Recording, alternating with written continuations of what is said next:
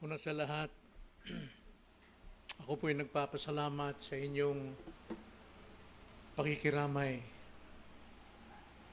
sa isang mabigat na at malalim na kalungkutan, pagdaramhati sa naging kalagayan ni Mama hanggang siya po ay inuwi na ng Panginoon.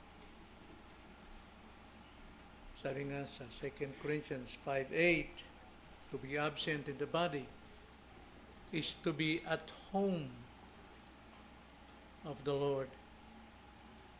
Salamat sa inyong panalangin na pinalakas nyo kami magpamilya, particularly sa akin. Isang buwan po mahigit ang pagkipaglaban namin sa ospital. Thank you po sa inyong lahat. Nung inambulansya namin si Mama from Siamsi Hospital dito sa may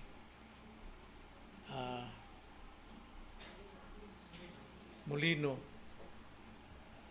at dilan namin sa Perpetual Health Hospital,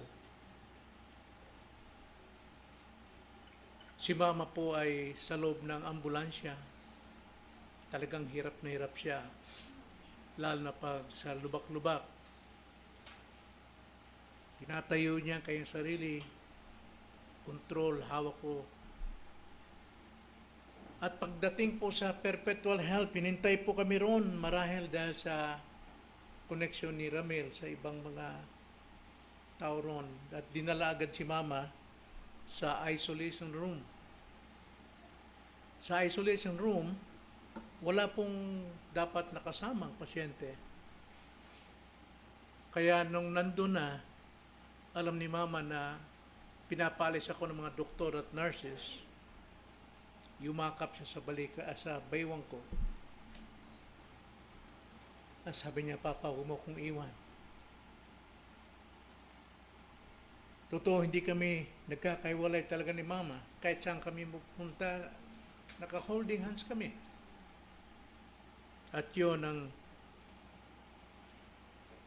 pagkakataon na magkahiwalay kami ni Mama simula nun.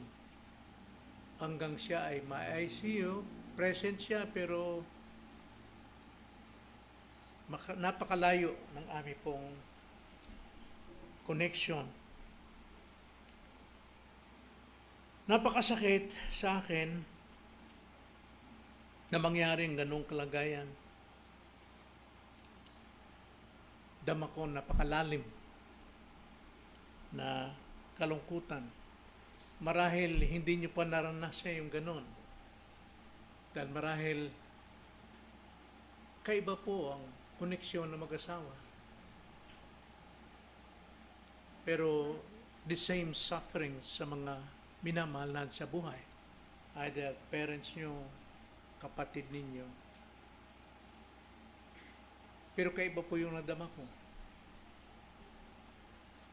Personal kong pagkadama. Pero gayon pa man, binigyan ako ng Diyos ng biyayang pag-asa. Mga salita niya na natanim sa aking puso ang nagpatatag sa akin, lalo na po doon sa mga kapatiran na dumalaw upang may padama ang kanilang pakikiramay. Nagpapasalamat po ko ron. At kung paano ako pinatibay ng Panginoon, masabi ko sa inyo, mahirap. Napakabiga. Madali pong magpayo, pumayapa ka lang, tanggapin natin ang katotohanan. Napakadali po nun. Kaysa doon sa pagtanggap sa iyong kalooban. Pero kung paano ko pinatibay ng Panginoon hanggang si Mama ay nasa Panginoon na, bagamat sa emosyon ko, hindi ko mapigilan na parang hawak ko ang bigat. Kinras ko siya, na sumigaw ako. Tinurog ko sa mga kamay ko. Ngunit, salita niya pa rin ang nagpapalakas, nagpapatibay. Binaling ko ang aking sarili sa kanyang salita. To be absent in the body is to be present with the Lord. Revelations 14, Revelations 21, wala nang pasakit, wala nang karamdaman, wala nang paghihirap. At yun ay salita ng Panginoon na mapanghawakan mo. At yun ay matibay na payo sa iyo sa gitna ng kalungkutan. Kung paano ako pinatibay ng Diyos na may malalim na empatiya, may theological na pundasyon at practical na gabay para sa isang taong dumaranas at daranas. Alam ko, lahat tayo daranas ng malalim at mabigat na mga sufferings ng buhay. Isang matinding emotional crisis. Napakadali ko pong mangaral at magpayo sa mga nandun sa kabigatan. Pero pagdating na sa personal, hindi lang ganun kalalim, kabigat. Pero sa umagang ito, ibahagi ko po sa inyo ang salita ng Panginoon kung paano niyo ako pinatibay. Bagamat ang mga talatang ito ay pinangaral ko na. Ngunit sa akin, ngayon lang talaga masabi kong umepekto. At alam kong ito po ay epektibo rin sa lahat na sa atin kung pagdating ng panahon makaranasin tayo ng malalim na kadiliman ng pagdurusa.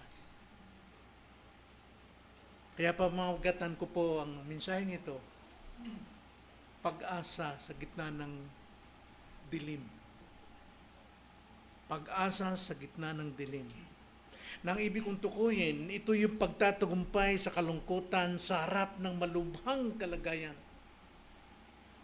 ng isang minamahal sa buhay. Alam natin lahat tayo may minamahal. Paano natin ito pagtagumpayan? 3 talata ng banal na kasulatan ang nagbigay sa akin at alam ko magbibigay rin sa atin ng pag-asa sa kabila ng madilim na kalungkutan tulad ng aking naranasan. At naway makatulong din ito sa inyo, sa inyong minamahal at kalungkutan.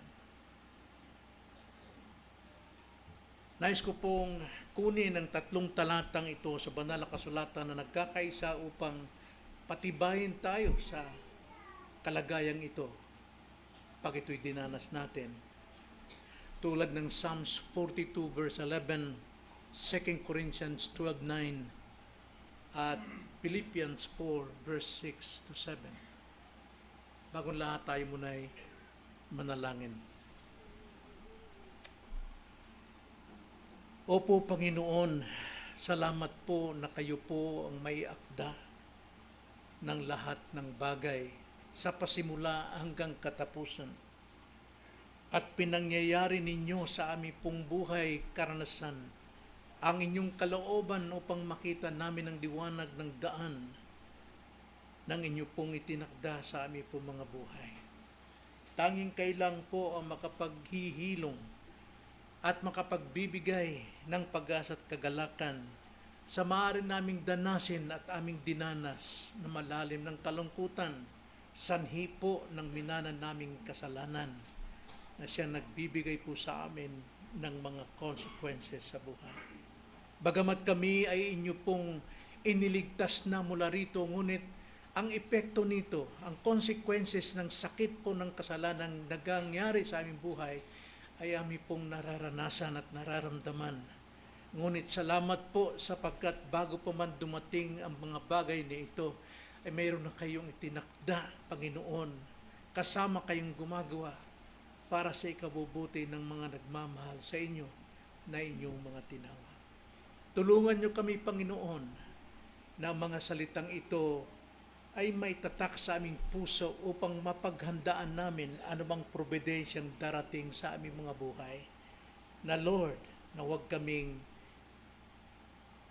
malihis ng landas, kundi patunay lumakad sa liwanag po ng iyong katotohanan. Itong aming dalangin sa pangalan ng Panginoong Hesus. Amen. Mabigat na sitwasyon. Mga kapatid, hindi natin ito maiwasan. At dito,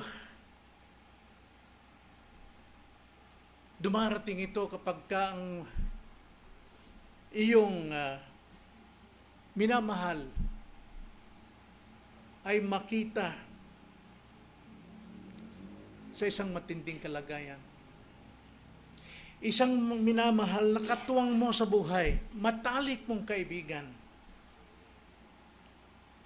at kalahati ng iyong puso na nasa malubhang karamdaman. Ito'y isa sa pinakamasakit na karanasan sa buhay. Ngunit tanggapin natin ang realidad ng kalungkutan. Normal at hindi po ito kasalanan na makaramdam ng matinding kalungkutan, makaramdam ng takot na tila kawalan ng pag-asa. Ang emosyonal na pagod at takot sa bukas ay totoong mga kaaway. Habang minamasdan mo ang iyong minamahal na naghihirap, nauuna ang iyong isipan sa kinabukasan kung anong mangyayari. Kausap ko si Mama, Ma, lumaban ka. Huwag mong hayaang uuwi akong mag-isa. Ngunit ipinahintulot ng Panginoon ang kanyang kalooban. Hiniling ko sa Diyos na nalangin ako ng buong puso. Ngunit hindi binigay ng Diyos ang gusto ko.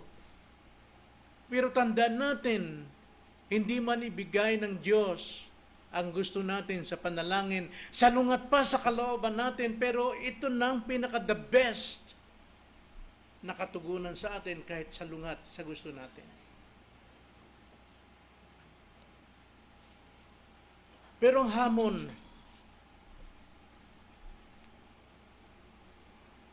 kailangan nating manatiling nakatayo na may pag-asa kapag ang ating sandigan ay nangihina, kapag sarili nating lakas ay sagad na. Paano tayo makatatayo sa mga pag-asa na may pag-asa pagdating sa mabigat na pagsubok? Gaya ng sinabi ko, 3 talata ng salita ng Diyos ang nagpatibay sa akin. Bagamat hindi maalis ang kalungkutan, pero ang assurance naroon sa kanyang salita. At nais kong ibahagi ito sa inyo. Una, nais kong ibahagi ang liwanag ng pag-asa batay sa salita ng Diyos, Psalms 42 verse 11. Na ito'y nagtuturo sa akin o sa atin na pagdating sa matinding probidensya, mga kapatid, iiyak sa Diyos ang sakit ng buong pananampalataya. Psalms 42 verse 11, ganito po ang pagkakasabi ng Panginoon. Bakit ka pinanghinaan ng loob, o kaluluwa ko? At bakit ka nababagabag sa loob ko? Umasa ka sa Diyos, sapagkat muli ko siyang pupurihin, ang aking pagliligtas at ang aking Diyos. Yun po yung matindi na ang Diyos ay dapat nating purihin. Siya ang ating tagapagligtas. Siya ay ating purihin. So ano yung pinapahiwatig dito sa talatang ito, mga kapatid, na iiyak mo sa Diyos ang sakit ng buong tapat sa Kanya. Ibig sabihin, huwag mong itago ang iyong luha. Bawat sandali nandun sa ospital, lakad ako ng lakad sa pasilyo, na tumutulo ang luha ko at buong puso kong tumatawag sa Panginoon na buhay ng aking asawa. Sapagkat alam ko, mga doktor, mga nurses, binubola nila ako. Hindi totoo yung mga sinasabi nila. Kaya, huwag itago ang luha. Ang Biblia ay puno-punong panaghoy. Napakaraming tao ng Diyos na naglalament, matindi, naglalagay ng sako, naglalagay ng alikabok sa kanilang ulo dahil pinapadama nila ang kanilang kalungkutan. At ang kanilang kagalakan ay may lahad sa Diyos ng buong tapat ang kanilang kabigatan. Hindi tinuturing na Diyos na kawalan ng pananampalataya ang umiyak. Nakikinig siya sa tibok ng puso ng mga nasasaktan. Katulad ng kanyang pinaalala sa akin nung ako'y nandoon sa kalagayan. Psalms 34, verse 18. Ang Panginoon ay malapit o malapit sa mga may basag na puso at inililigtas ang mga may wasak na diwa o espiritu. Biyaya ng Diyos, mga kapatid,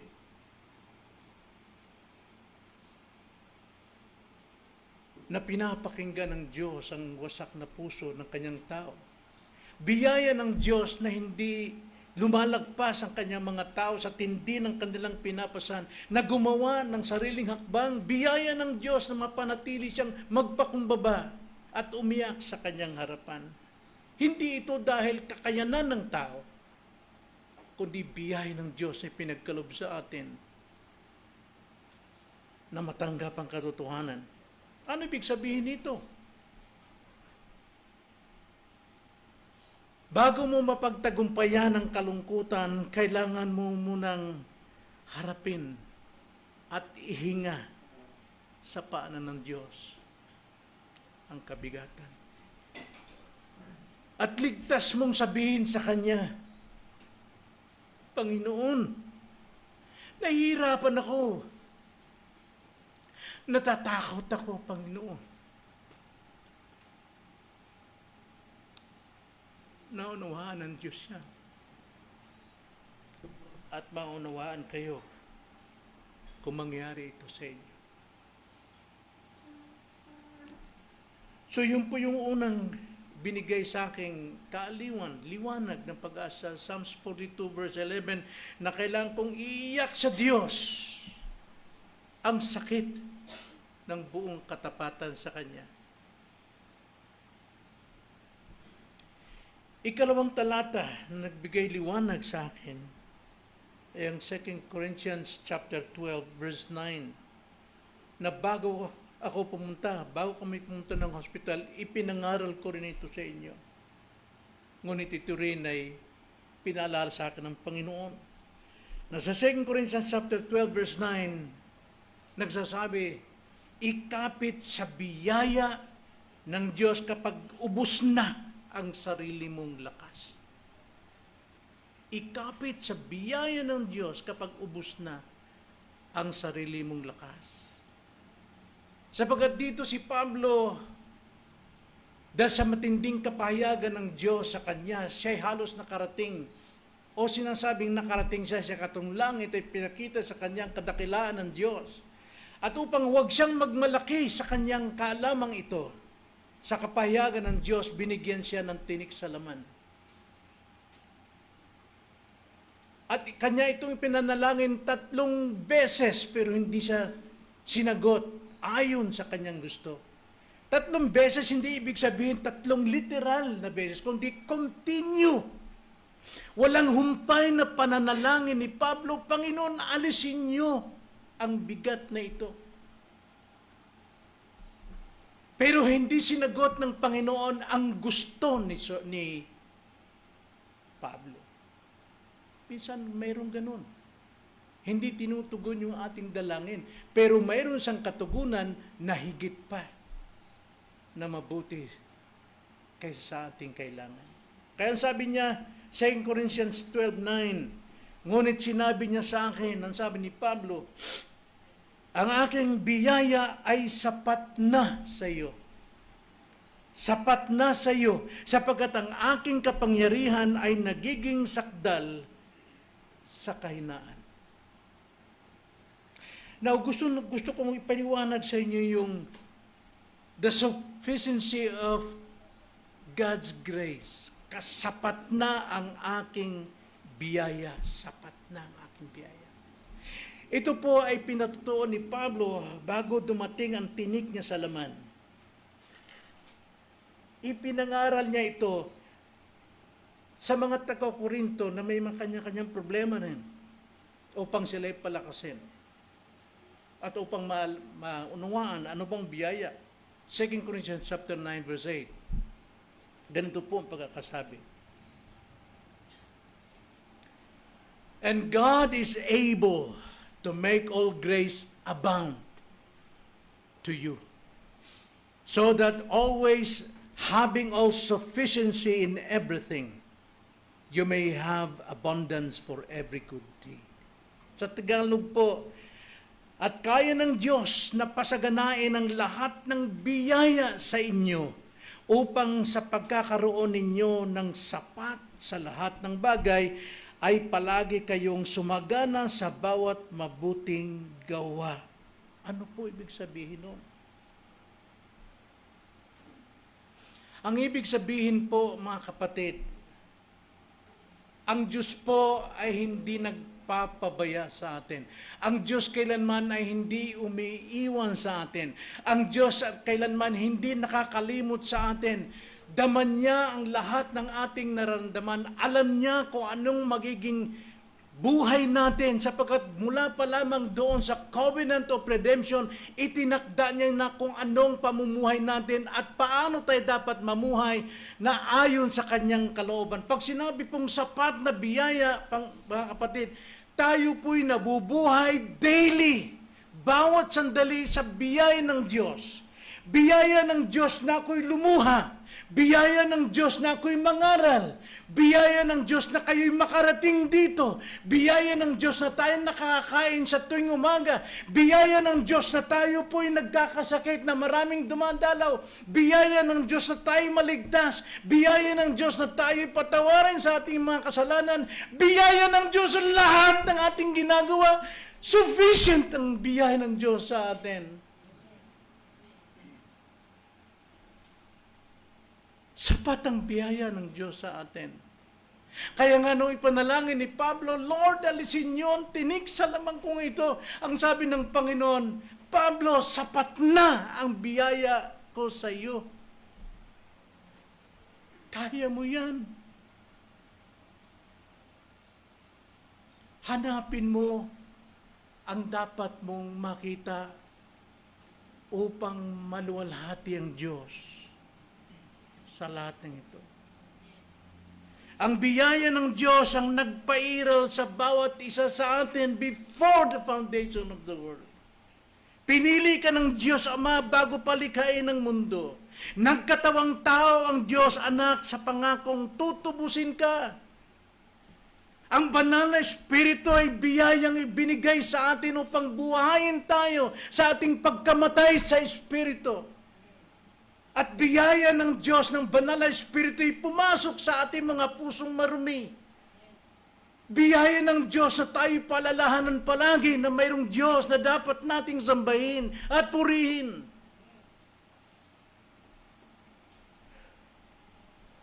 Itinakda ka ng Diyos sa biyaya niya tungo sa kanyang layunin.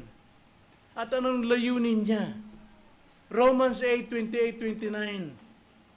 Nalalaman natin, Christians, mga anak ng Diyos, nalalaman natin na sa lahat ng bagay, kasamang gumagawa ang Diyos. Gaano man katindi ang probidensyang ito, gaano man kasakit ang pinapasan mo, ginagawa ito, kasama siyang gumagawa ito para sa ating ikabubuti. Kung maging masunurin lamang tayo sa Kanya, kung paano tayo mag-respond sa Kanya. Sapagkat ang Kanyang mga inibig ay itinalaga niya sa pamamagitan ng probidensya, trials na dinas natin, na tayo maging katulad sa larawan ng Kanyang anak na si Kristo. Kaya nga tinupad ko yung pangako ko sa Diyos, sa misis ko, na ako'y mangangaral. Sapagkat hindi pagsubok kahit kamatayan pa ng asawa ko ang makapagpipigil sa akin sa pagkakatawag ng Diyos sa akin. Dito ko napapalakas sa mga kapatid. Dito ko na ituturo ang katotohanan upang sila'y sumampalataya kay Kristo at maligtas. At alam nyo yun. Alam nyo yun for 39 years na pagtitiis sa pagbisita sa inyo, sa pagpayo sa inyo, pagsaway sa inyo, pag-rebuke sa inyo. Alam nyo yun. Pero naramdaman kong panlalamig ninyo sa amin. Sabi nga ni Mama, parang di na ako tinatanggap ng church.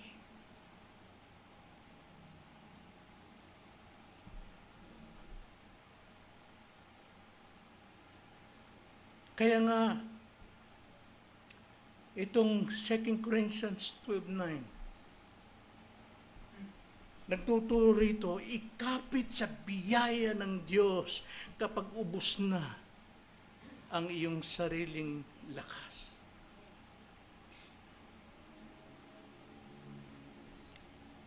Sa kabila ng limitasyon ng ating lakas, mga kapatid, ipinangako ng Panginoon ng kasagutan sa pagkapit natin sa biyaya. Bilang asawa, natural lang na gusto kong makitang maging malakas. Lumalaban ang aking asawa. At ako rin, pinapakita kong malakas ako sa kanyang harapan. Ngunit may hangganan ng tao. May limitasyon ng tao. Darating ang punto na ubus ka na. Yung anak ko, si DJ, hinatid ako sa ospital dahil nagbihis ako rito. Senior niya sa akin ang kanilang devotion tungkol sa first miracle of Christ, na ginawa niyang alak ang tubig. Pero natin, hindi yun alak tulad ng alak na iniinom ngayon, kundi ang tunay na alak, ito'y nagbibigay ng kagalakan. Tinanong niya ang kanyang mga anak at ang kanyang may bahay, kailan gumawa si Jesus ng himala? Sagot ng kanyang mga anak ni Loida, nung naubusan na sila ng alak.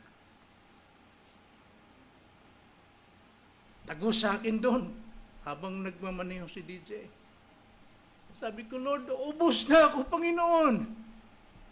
Kailangan kong himala mo. Wala na akong magagawa. Pero expectation ko hindi nangyari. Kundi yung kalooban ng Diyos na si Mama hindi na magdusa. Kanyang karamdaman, sa pangako ng mga doktor, bubutasin yung lalamunan.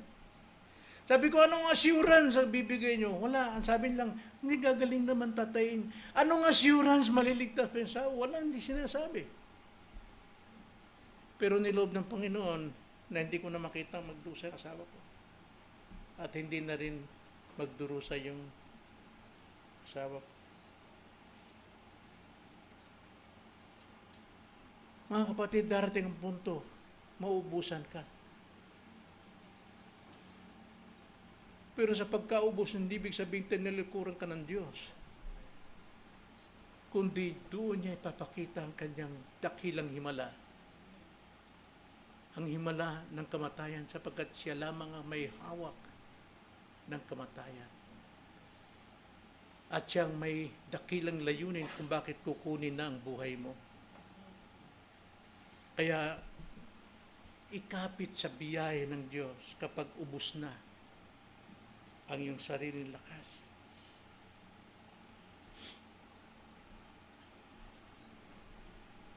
Ang biyaya po ng Diyos, ito po ay sustento sa atin na sinusupply ng Panginoon sa atin araw-araw. Ang biyaya ng Diyos. Huwag isipin ang susunod na buwan, susunod na araw, susunod na taon. Hingin sa Diyos ang biyaya para sa araw na ito. Natutunan ko ito, mga kapatid. Sa araw na ito, huwag yung bukas, hindi tayo ang may hawak ng bukas, masasaktan tayo. At kung paghariin natin ang ating remaining sin, magagalit tayo sa Diyos.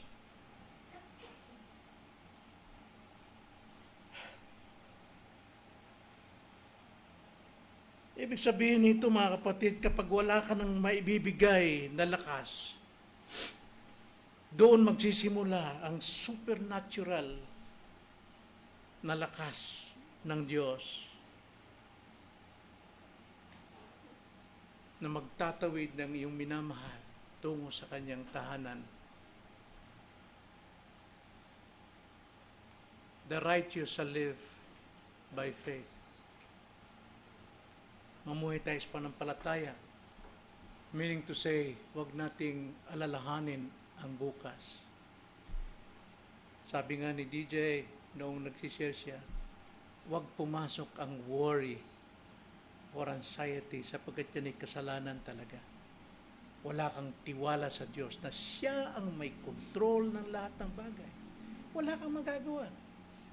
Kailangan aminin mo yung ubos ka na. At ipabaya mo. Kagabi, unang tulog ko nawala sa mga asawa ko. Ang hirap. Kikita ko yung suklay niya, yung bag niya, medyas niya nakakalat. Kaya kinakausap ko. Alam kong hindi yan biblical, pero binaling ko ang aking isipan sa biyaya ng Panginoon. Last 3 yata ako nakatulog.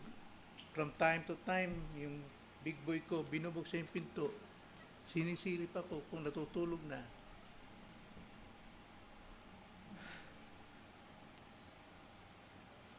Kapag wala ka nang maibigay sa nalakas, doon nagsisimula ang supernatural na lakas ng Diyos.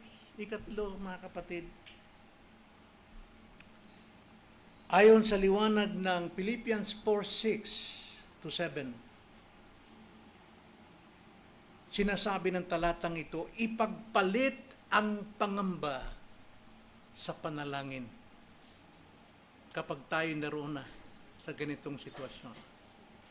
Ang sabi nga sa Philippians 4:6-7, huwag tayong mabalisa sa anumang bagay, kundi sa lahat ng bagay sa pamamagitan ng pananalangin at pagsusumamo na may pagpapasalamat ay ipaalam,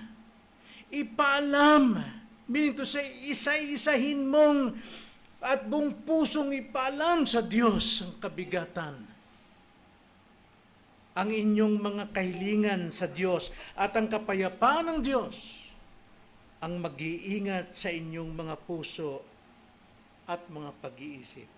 Sa totoo, ang digmaan nandito sa isipan eh. Ito'y nagpapahirap sa atin at kumokonekta sa ating emosyon. Kaya kailangan natin dito ang panalangin. Kapag tahimik ang gabi,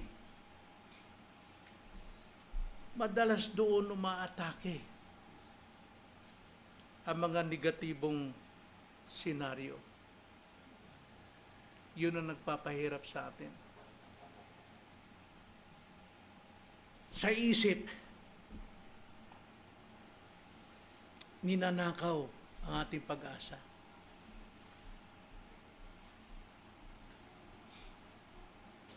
Kaya nga dapat ang panalangin natin ay sa Diyos na may pagpapasalamat.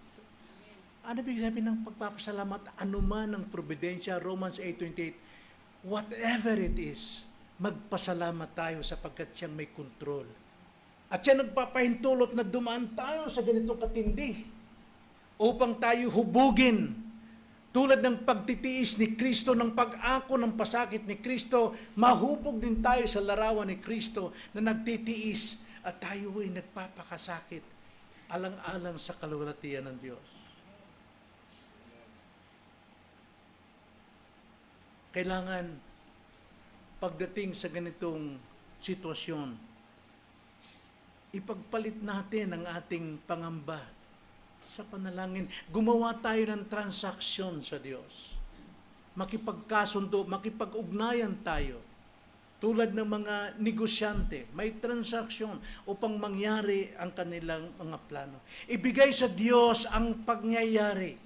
Ibigay sa Diyos ang iyong takot, ang iyong pangungulila.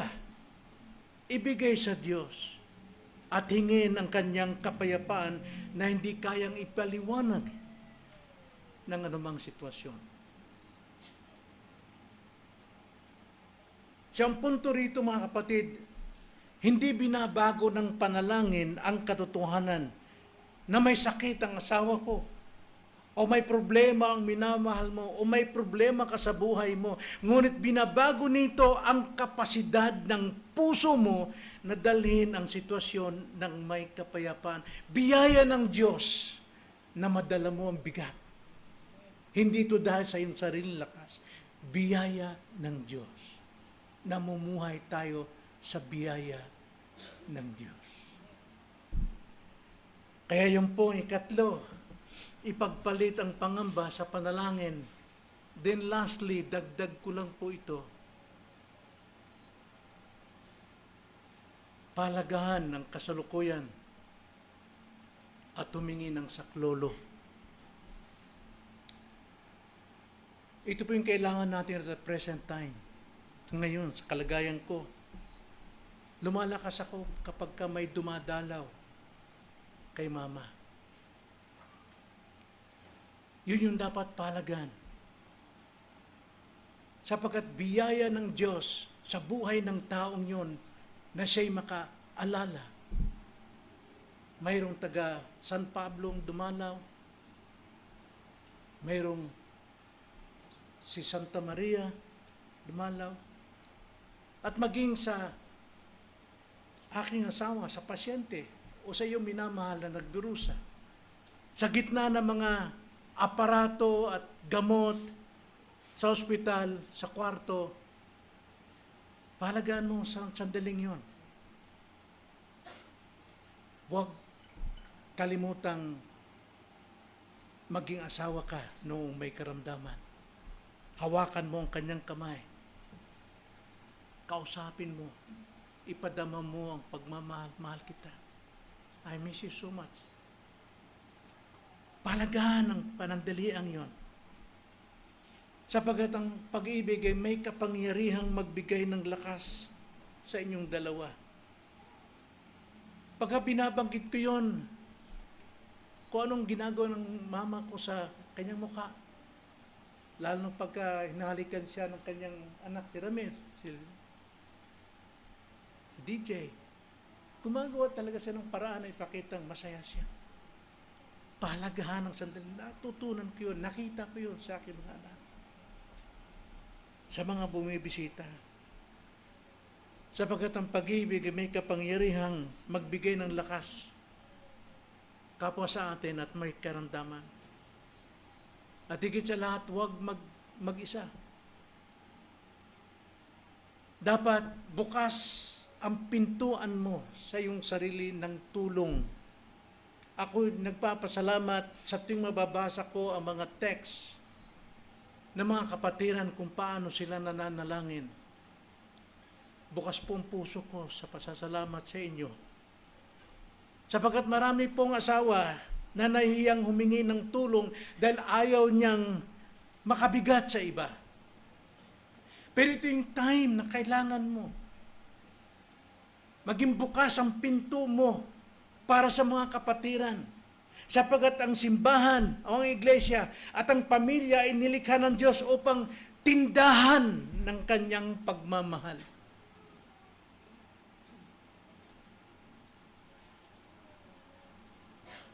Tindahan po ng pagmamahal ang iglesia. Hayaan mong tulungan ka ng iba. Huwag mong sarilinin mag-isa. Sapagkat ang mag-isa po, labag sa disenyo ng Diyos. Labag sa disenyo ng Diyos. Kailangan natin ng pakikiramay. At para sa atin lahat, matuto tayo makiramay sa iba. Huwag nating pairalin ang ating damdamin kung may sama ka ng loob sa Kanya. Huwag nating pairalin ang damdamin kung may tampo ka sa Kanya. Kailangan niya ang iyong pakikiramay. Kalooban ng Diyos yan. Galatians chapter 6 verse 2. Bear one another's burden and thereby fulfill the law of Christ. Natutupad natin ang kautusan ni Kristo kung tayo po'y nakikiramay sa mga nagdurusa. Dalhin ninyo ang mga pasanin ng isa't isa at sa gayon ay matutupad ninyo ang kautusan ni Kristo. Now, sinasabi natin, we are Christians, pero lumalabag tayo sa kanyang kautusan.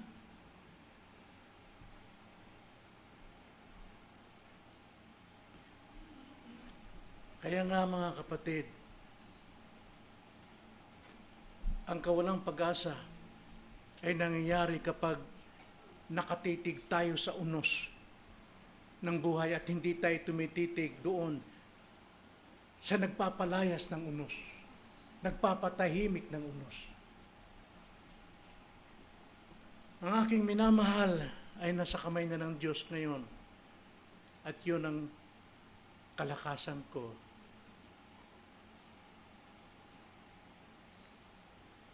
At ako naman, alam kong ako'y nasa mabuting yakap din ng Diyos.